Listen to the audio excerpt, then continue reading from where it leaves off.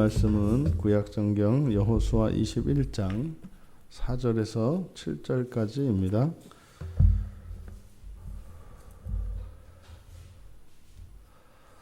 우리 같이 한 목소리로 함께 읽겠습니다. 그핫 가족을 위하여 제비를 뽑았는데 레위 사람 중 제사장 아론의 자손들은 유다 지파와 시므온 지파와 베냐민 지파 중에서 제비 뽑은 대로 13 성읍을 받았고 그핫 자손들 중에 남은 자는 에브라임 지파의 가족과 단 지파와 므낫세 반 지파 중에서 제비 뽑은 대로 10 성읍을 받았으며 게르손 자손들은 이사갈 지파의 가족들과 아셀 지파와 납달리 지파와 바산에 있는 므낫세 반 지파 중에서 제비 뽑은 대로 13 성읍을 받았더라. 무라리 자손들은 그 가족대로 르우벤 지파와 갓 지파와 스불론 지파 중에서 12 성읍을 받았더라. 아멘. 이제 레위 사람들의 레위 자손들을 위하여 이제 그들이 거처할 성읍과 목초지를 나누어 주었는데 레위 자손들이 배분받은 성읍들은 기업은 아니죠. 그래서 레위 자손들이 받은 성읍은 하나님의 오직 은혜로 주어지는 것이고 또 그것은 사실상 이 가나안 땅에서 일어난 부조리로 말미암아 불공평함으로 말미암아 일어난 은혜의 결과입니다. 그래서 하나님의 은혜는 이 세상의 부당함과 차별로 인해서 하나님의 은혜가 생기는 거죠. 그래서 하나님의 은혜라고 하는 것은 있는 것에 더하여지는 것이라기보다는 없는 것에 더하여지는 것이고 있을 수 없는 곳에 있게 되는 것, 이것이 하나님의 은혜의 특성입니다. 그래서 우리가 하나님의 은혜를 덧입는 것은 사실상 우리가 죄인이기 때문이고 또 우리가 하나님의 은혜를 덧입는 것은 모자라고 결핍이 있기 때문입니다.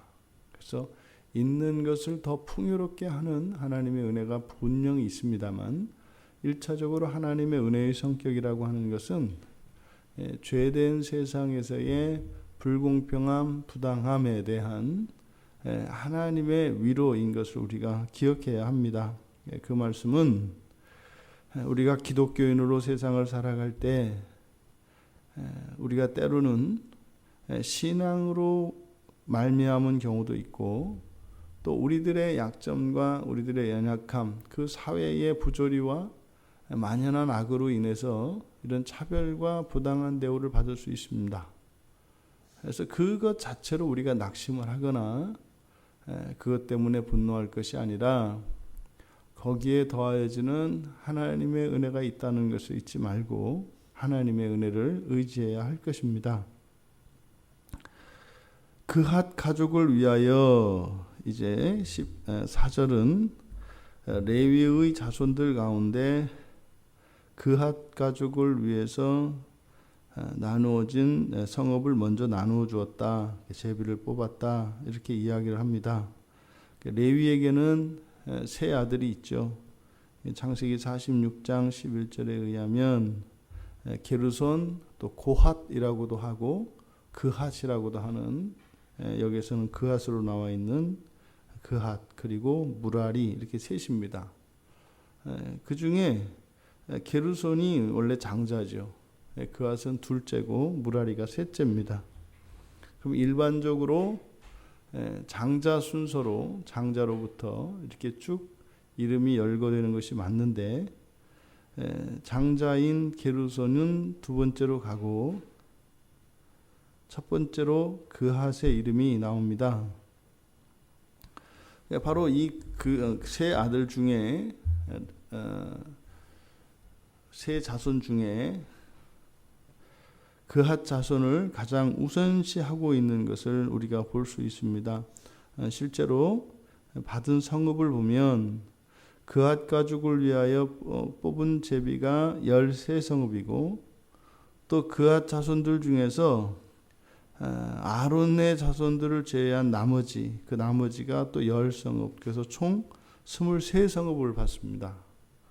그런데 게르손과 무라리 자손은 각각 10성읍과 12성읍을 받습니다. 그러니까 거의 2배에 가까운 성읍을 그핫 가족, 그핫의 자손들이 받아요. 그러니까 마치 이 그핫을 장자로 취급하고 있는 것을 우리가 볼 수 있습니다. 그러니까 아마 이 그핫 가족을 먼저 제비 뽑은 것, 이것은 바로 레위 자손들 가운데 그 또 제사장이 되는 아론의 자손들이 이스라엘 민족에게 그 역할과 비중이 가장 컸기 때문이라고 여겨집니다. 실제로 그핫 가족 가운데에서도 제사장 아론의 자손들을 먼저 구별하고, 그리고 그핫 자손들 중에서 아론의 자손 이외의 자손들을 따로 이렇게 구별하고 있는 것을 볼 수 있습니다. 그래서 이 그핫의 아들이 아므람이고, 또 그 아므람의 아들이 아론과 모세입니다. 그러니까 이 그핫 가족이 바로 대제사장인 아론, 그리고 이스라엘의 출애굽의 주인공인 모세가 바로 그핫의 자손입니다. 그러니까 이 그핫 가족이 레위의 자손 가운데 이렇게 가장 우선하여 제비를 뽑고 거의 2배 가까운 성읍을 받은 이유를 우리가 납득할 수 있습니다. 지금 여기서 특별히 눈에 띄는 부분은 무엇이냐면 모세의 자손들입니다. 그핫의 가족 가운데 바로 아론의 자손들을, 그러니까 제사장 직분을 감당하게 되는 아론의 자손들을 맨 먼저 뽑아서 13성읍을 따로 챙겨줍니다. 그리고 나머지 전체를 똑같이 취급하거든요. 그러니까 그핫 자손들 중에 남은 자, 이 안에는 바로 모세의 자손들도 이 안에 포함되어 있다는 겁니다. 여러분, 우리가 결코 모세의 위치나 그 역할을 아론에 비해서 뒤진다고 볼 수 없습니다. 오히려 사실상 아론보다 모세의 역할이 더 크고 또 그의 비중이 훨씬 큰 것을 우리가 압니다. 여호수아가 지금 가나안 땅에 들어와서 지도자 역할을 하고 있습니다만, 그것은 모세에 의해서 세워진 것이었고, 또 철저하게 지금 여호수아가 여호와의 말씀, 하나님의 명령으로 이해하고 있는 것은 다 모세를 통해서 받았던 말씀들입니다. 그런데 지금 정작 이 레위 자손들을 위한 성읍들을 배분하는 데 있어서는 모세는 전혀 여기에 전혀 언급도 되지 않고, 일체 어떤 특별한 배려 없이 그냥 그핫 자손들 중에 남은 자에 속한다고 하는 이 사실, 이것이 놀라운 것입니다. 이것은 자연스럽지 않습니다. 심지어는 여호수아 자신조차도 이스라엘 자손들에게 기업 분배를 다 마친 후에 자신의 기업을 잊지 않고 챙겼단 말이죠. 그런데 어떻게 모세의 자손들을 배려하지 않을 수 있었을까? 있을 수 없는 일이죠. 여호수아와 모세의 관계를 생각하면 절대로 그럴 수 없습니다. 이것은 의도적인 것으로 보여집니다. 그러니까 왜 여호수아가 이 모세의 자손들을 특별 대우를 하지 않았을까? 성경에 기록되어 있지는 않습니다만 미루어 짐작건대 모세의 지시가 있었음에 틀림이 없고, 또 성경에서 실제로 이 모세의 자손들에 대해서 어떻게 하라고 하는 지시의 내용이 있지 않습니다. 하지만 그것이 없는 정도가 아니라 아마 모세가 여호수아에게 특별한 지시가 있지 않고서는 우리가 상식적으로 여호수아가 모세의 자손들을 그렇게 모른 채 할 수가 없습니다.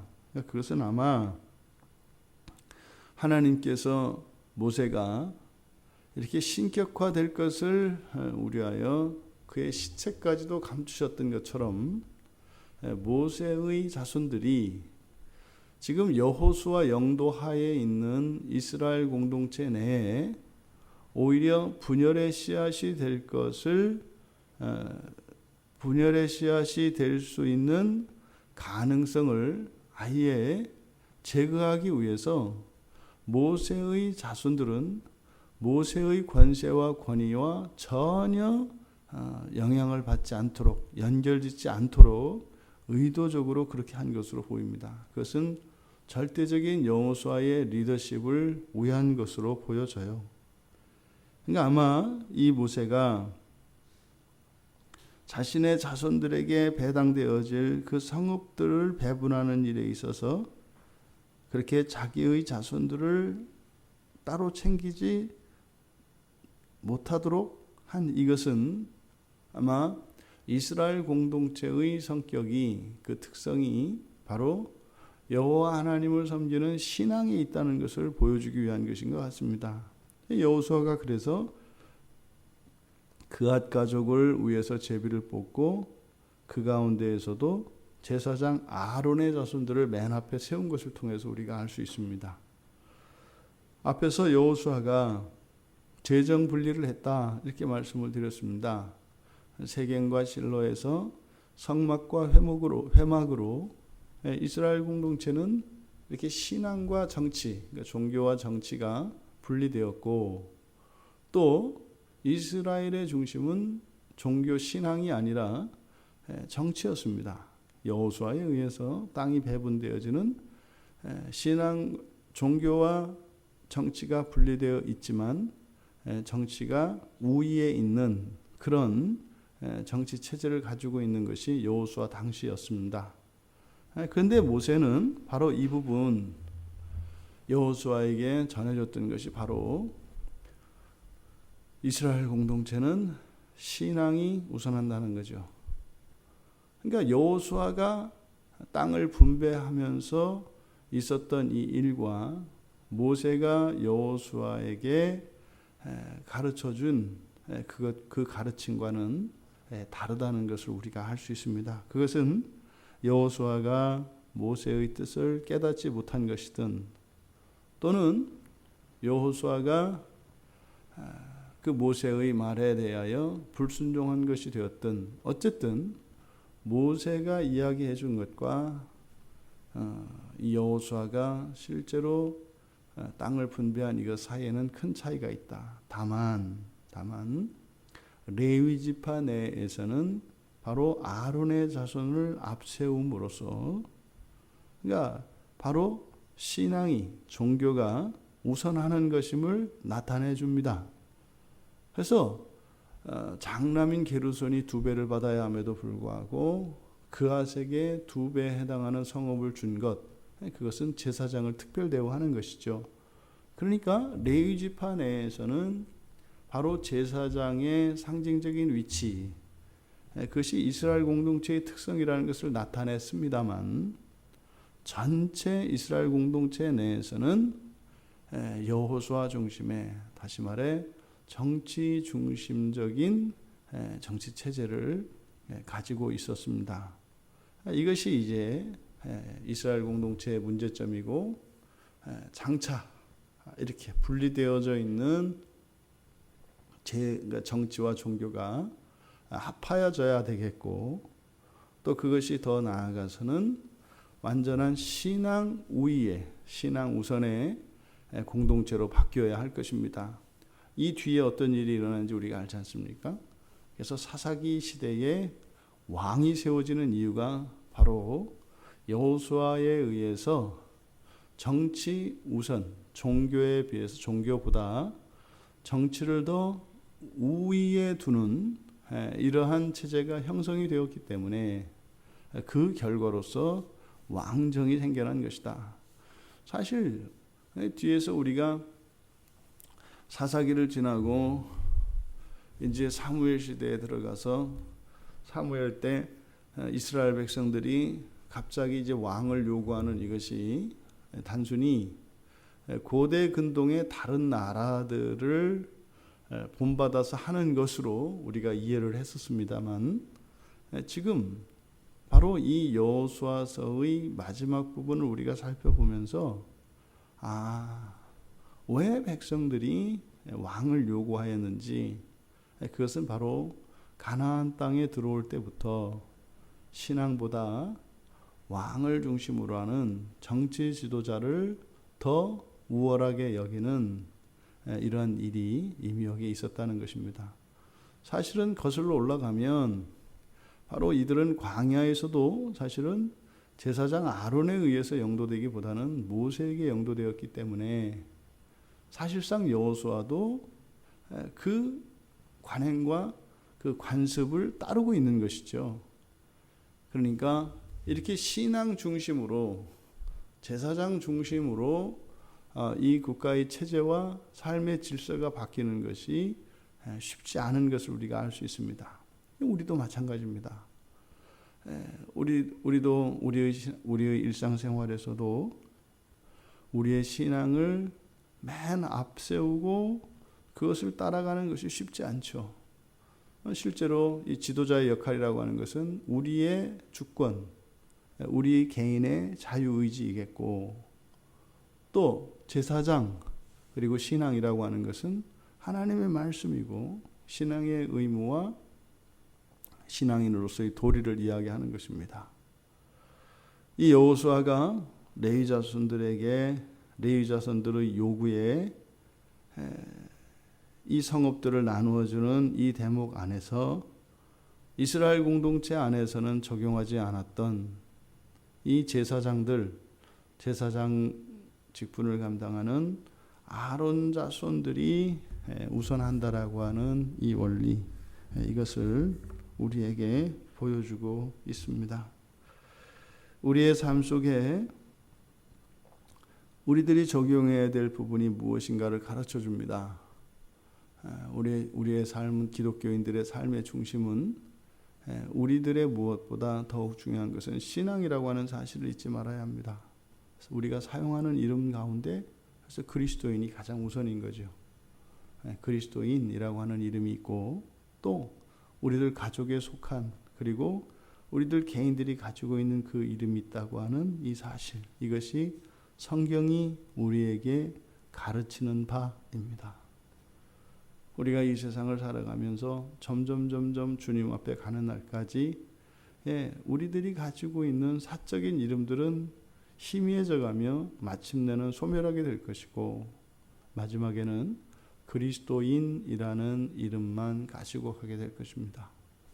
오늘 하루도 그렇게 우리의 신앙을 따라 신앙을 앞세우며 살아가는 그 일을 위해 유익하고 도움이 되는 이 한날 되시기를 주님의 이름으로 축원합니다. 살아계신 하나님, 이 세상을 살아가는 저희들의 정체성이 신앙을 가장 우선하며 신앙 중심의 삶을 살아야 하는 것임을 오늘 말씀을 통하여 깨닫게 되었습니다. 여호수아 때부터 시작되었던 이것이 훗날 이스라엘의 참으로 끔찍한 역사의 비극적인 상황을 맞이하게 되는 그 시발점인 것을 봅니다. 저희들의 삶을 돌아보게 하시고 저희들의 삶이 신앙을 우선하며 신앙을 중심으로 살아갈 수 있도록 은혜를 내려주시옵소서. 감사하며 예수님의 이름으로 기도하옵나이다. 아멘.